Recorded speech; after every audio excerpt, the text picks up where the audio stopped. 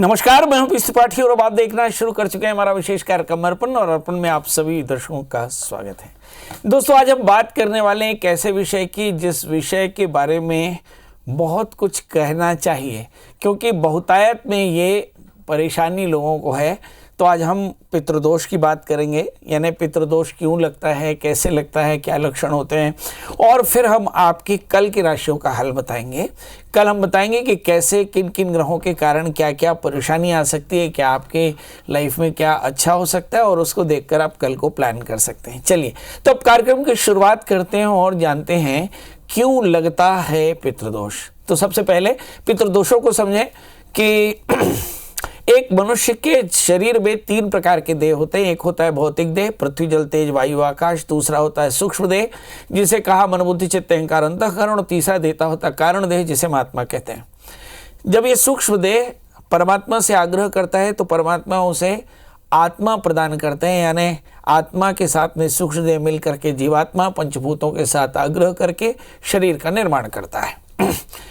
जब देहावसान होता है तो आत्मा देह को छोड़ जाती है, तो ये सूक्ष्म देह आत्मा से परे होकर के जो देहासक्त होता है, देह के लिए आसक्ति रखता हो, ऐसा देहासक्त प्रेत योनि में चला जाता है और यह किसी शरीर में प्रवेश कर जाता है। और जिस व्यक्ति के शरीर में प्रवेश करता है यह उसे बीमार कर देता है। इसका मतलब कि जब कभी भी आपके घर में किसी की अकाल मृत्यु हो, चाहे वो बीमारी से हो, चाहे वह एक्सीडेंट से हो, या विषबाधा से हो, सर्प के काटने से हो, या किसी और कारण से, तो आप समझिए कि ये पितृदोष है। जन्म कुंडली में हम देखते हैं कि नवम और दशम स्थान के स्वामी शनि होते हैं, काल पुरुष के। जब शनि राहु से आक्रांत हो जाए, या शनि राहु से दृष्ट हो, या राहु शनि से दृष्ट हो, ऐसी स्थिति में पितृदोष माना जाता है। इसी तरह से जब कभी भी बृहस्पति भाग्येश होकर के, नवमेश होकर के और राहु से आक्रांत हो जाए तो भी गुरुदोष, यानी इसे गुरु चांडाल दोष कहते हैं। जब सूर्य चंद्रमा से आक्रांत हो जावे तो इसे ग्रहण दोष कहते हैं। सूर्य राहु से आक्रांत हो जावे तो ग्रहण दोष कहते हैं, चंद्रमा राहु से आक्रांत हो जावे तो इसे ग्रहण दोष कहते हैं। यानी नवमेश शनि या बृहस्पति, सूर्य और चंद्रमा जब राहु से पापाक्रांत हो जावे तो ऐसी स्थिति में परिवार में लंबे समय तक बीमारी रह सकती है।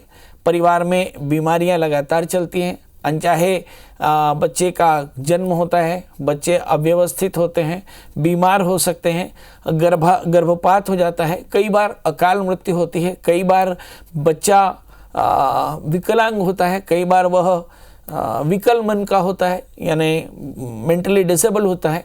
यानी ऐसी स्थितियां आती हैं जिससे आपको परेशानी होती है। हमारे यहाँ शास्त्र में लिखा कि खेती बाढ़ें अपने भाग, पूत बढ़ें पितरन के भाग। जब कभी भी संतत्यावरोध हो, यानी संतान को लेकर आप परेशान हो, तो ऐसी स्थिति में समझना कि आपके घर में पितृदोष और पितृदोषों की शांति करानी चाहिए। धर्म सिंधु ग्रंथ के पेज नंबर 222-223 में लिखा कि इस प्रकार गर्भाधान करके गर्भ की उत्पत्ति ना हुए, गर्भ मृत्यु को प्राप्त हो जावे तो गर्भ के मारने वाले पिशाच के उपद्रवों की शांति के लिए किसी भी महीने के शुक्ल पक्ष की पंचमी एकादशी अथवा श्रवण नक्षत्र में किसी नदी के किनारे किसी देवता के मंदिर में मम कुलाभिवृद्ध ऐसा संकल्प करके पंचकलशों के साथ एकोदिष्ट श्राद्ध करना, पलाश विधि के द्वारा, फिर सर्प श्राद्ध करना, फिर रुद्राभिषेक करना। ऐसा करने से पितृदोषों का शमन होता है। याद रखिए, पितृदोषों में जो पूजा कराई जाती है वो एकोदिष्ट श्राद्ध है। इसका मतलब है कि अगर घर में एक से अधिक पितरों की अकाल मृत्यु हुई हो तो ऐसी स्थिति में आपको एक से अधिक बार पितृ शांति करानी चाहिए। एकोदिष्ट श्राद्ध है, इसका मतलब है कि आपके घर में जो आप पूजा कराते हैं वह केवल एक बार ही एक प्रेत को ही मुक्ति दिलाता है। इसलिए इस पूजा को एक से अधिक बार करना चाहिए। इस पूजा को किसी भी नदी के किनारे, किसी भी देवता के मंदिर में कराया जा सकता है। बस सवाल यह है कि इस विधि का ग्रंथ उपलब्ध नहीं है। ऐसी स्थिति में विद्वान आचार्य के निर्देश में ही ये पलाश विधि करानी चाहिए। तो आमतौर पर हमने देखा कि पितृदोषों के कुछ एक कारण होते हैं। एक होता है पितृशाप होता है, दूसरा सर्पशाप होता है, ब्रह्मशाप होता है। और इन शापों के कारण परिवार में अशांति, कलह, बीमारी, रोग, दरिद्रता, विवाह में विलंब, संतति अवरोध इत्यादि होते हैं और इसके लिए पितृ शांति करानी चाहिए। चलिए, तो आपके अच्छे से समझ में आ गया कि पितृ शांति करानी चाहिए। हम चर्चा करेंगे राशियों की, कल के राशियों का हाल बताने वाले हैं। चलिए, तो राशियों का सफर शुरू करें और बात करते हैं मेष और अरीस की। इस राशि वाले जातकों के लिए देखते हैं कि इस समय चंद्रमा इनके मिथुन राशि में बैठे हैं, यानी तीसरे स्थान में चंद्रमा परिवार को लेकर के थोड़ी चिंता या पेट में तकलीफ या आहार का संयम कर रखने का निर्देश करते हैं। लग्न में गुरु के साथ में राहु, उलझने लगातार बनी रहेंगी और इन उलझनों से आपको सुलझने के लिए क्या करना होगा, नित्य भगवान शिव का नित्य की तरह पूजन करें, ओम नमः शिवाय इस मंत्र का जप करें, धतूरे का फूल चढ़ाकर दिन की शुरुआत करेंगे तो कल का दिन बेहतर होगा। बात कर लेते हैं दोस्तों वृषभ यानी टॉरस की, जिसमें तृतीय चंद्रमा मिथुन राशि में होकर बैठे हैं। मन थोड़ा सा अशांत हो सकता है। 12वें स्थान में राहु के साथ में बृहस्पति, रूटीन आपका अव्यवस्थित होगा, खर्च थोड़ा सा ज्यादा, कमाई थोड़ी सी कम होगी, नींद की परेशानी हो सकती है। इस समय हम देखें कि तीसरे स्थान में सूर्य के साथ में शुक्र है, थोड़ी सी एलर्जी या थोड़ा सा गले का थ्रोट का इन्फेक्शन या फिर थोड़ा तनाव हो सकता है। क्या करना चाहिए इस राशि वाले जातकों के लिए, भूति महामाया के दर्शन करें, थोड़े से लाल फूल चढ़ा करके नवार्ण मंत्र का एक माला जप करके दिन की शुरुआत करें तो कल का दिन बेहतर। बात कर लेते हैं दोस्तों मिथुन यानी जमनाई की, जिसके लग्न में ही चंद्रमा बैठे और बुध बैठे इस समय मंगल के साथ में, तो इस राशि वाले जातक थोड़े से इमोशनली थोड़ा फायर्ड होंगे, निर्णय लेने में थोड़ी सी परेशानी थी। इस समय 11वें स्थान में गुरु के साथ में राहु, कुछ आकस्मिक लाभ हो सकता है। भाग्य स्थान में शनि, इस समय आध्यात्मिक उद्यमों में आपको लगा रहना पड़ सकता है और हो सकता है कि कल का दिन आपके बड़ा लकी शकी हो, कुछ आपको मिल जाए। तो बहरहाल मेरी तरफ से ढेर सारी शुभकामनाएं। क्या करें जिससे कल का दिन बेहतर हो जाए, शनिश्चर मंत्र जप करें, काले तिल का दान करके दिन की शुरुआत करें तो कल का दिन बेहतर। बात कर लेते हैं दोस्तों करके यानी कैंसर की, जिसके स्वामी चंद्रमा बैठे 12वें स्थान में, मतलब सेहत के लेकर के थोड़ी सी परेशानी होगी। 10वें स्थान में राहु के साथ में बृहस्पति, मुझे ऐसा लगता है कि अपॉर्चुनिटी से जो आपको बड़ी अपॉर्चुनिटी मिल रही है, अवसर यानी तकदीर से जो अवसर मिल रहा है, उस अवसर में थोड़ी सी बाधाएं हैं।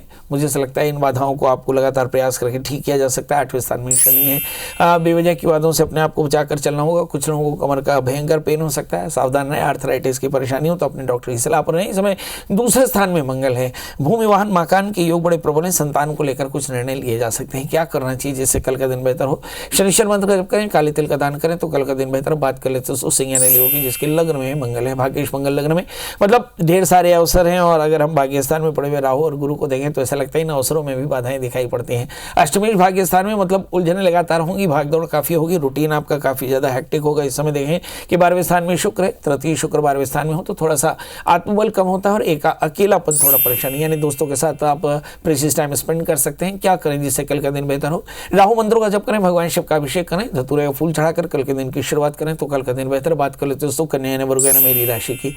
इस राशि में देखें कि 8वें स्थान में गुरु के साथ में बृहस्पति है, तो मुझे लगता है इस राशि वाले जातकों के लिए पेट की तकलीफ या लाइफ पार्टनर के साथ पंगा या फिर कमर का दर्द या फिर सेहत की परेशानी थोड़ी सी ज़्यादा हो सकती है। इस समय गोचर में देखिए कि कन्या राशि में ये मार्केट की तरह है, मतलब हेल्थ का बहुत ज़्यादा ध्यान रखना होगा।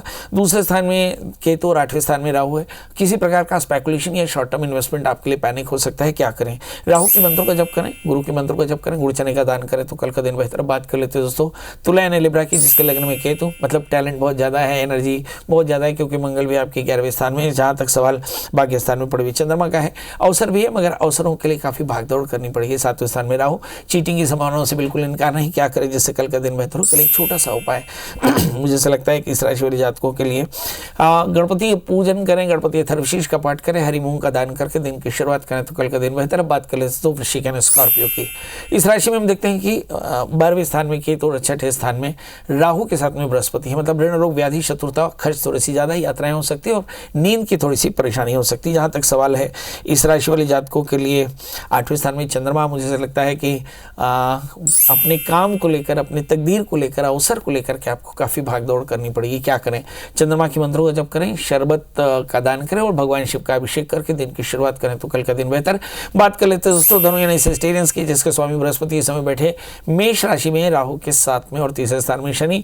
बहुत ज़्यादा इमोशनल होंगे, थोड़ा सा डिसीजन लेने में कन्फ्यूजन, संतान को लेकर थोड़ी चिंता। इस समय 7वें स्थान में चंद्रमा, कुछ लोगों की लव लाइफ की शुरुआत हो सकती है। 8वें स्थान में सूर्य शुक्र बैठे हैं, वापस काम को लेकर काफ़ी भागदौड़ और बेवजह की बातों से मन खिन्न हो सकता है। करना क्या चाहिए, इस राशि वाले जातकों के लिए चाहिए कि ये भगवान सूर्य को अर्घ दें, आदित्य हृदय स्तोत्र का पाठ करके, पंजीरी का दान करके दिन की शुरुआत करें तो कल का दिन बेहतर। बात कर लेते तो मकर यानी कैप्रिकॉन्स की, जिसके सप्तमेश चंद्रमा चंद्रमा इस समय बैठे छठे स्थान में, मतलब लाइफ पार्टनर की सेहत का एकदम ध्यान रखना होगा। चौथे स्थान में बृहस्पति राहु के साथ में, तो कहीं निर्णय लेने में परेशानी, पारिवारिक निर्णयों में थोड़ी सी कलेश भी हो सकता है। दूसरे स्थान में शनि, इंसिस्टल प्रॉपर्टी के पंगे बैठकर बात करने से तय होंगे, सेटल होंगे। इस समय देखें कि 8वें स्थान में मंगल बैठे हैं, तो मुझे ऐसा लगता है इस राशि वाले जातकों के लिए रूटीन में काफ़ी भागदौड़ बनी रहेगी। क्या करना चाहिए? हनुमान जी का दर्शन करें, हनुमान चालीसा का पाठ करें, गुड़ और मसूर की दाल का दान करके दिन की शुरुआत करें तो कल का दिन बेहतर। बात कर लेते हैं दोस्तों कुंभ बैलेंस की।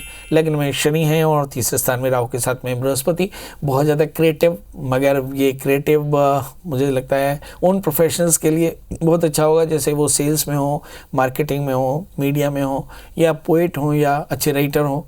पर अगर आप प्रोफेशनल स्कूल में पढ़ते हो और मुझे से लगता है आपके एग्जामिनेशन सामने हो, तो ये तीसरा राहु बहुत ज़्यादा डिस्ट्रैक्टिव हो सकता है, आपको डिस्ट्रैक्ट कर सकता है, मतलब बच्चों को पढ़ाई में ध्यान देने की जरूरत पड़ेगी। क्या करें? राहु के मंत्रों के जप के साथ दिन की शुरुआत करें, स्वभाव का एरोगेंस दूर करें, थोड़े से लिबरल हो, थोड़े से हम्बल हो, और भगवान शिव का नाम लेकर दिन की शुरुआत करेंगे तो कल का दिन बेहतर। बात कर लेते हैं मीन इन पैशंस की। लग्नेश बृहस्पति धन स्थान में, 8वें स्थान में केतु। यात्राएं ठीक नहीं, बेवजह के वादों से दूर रहें।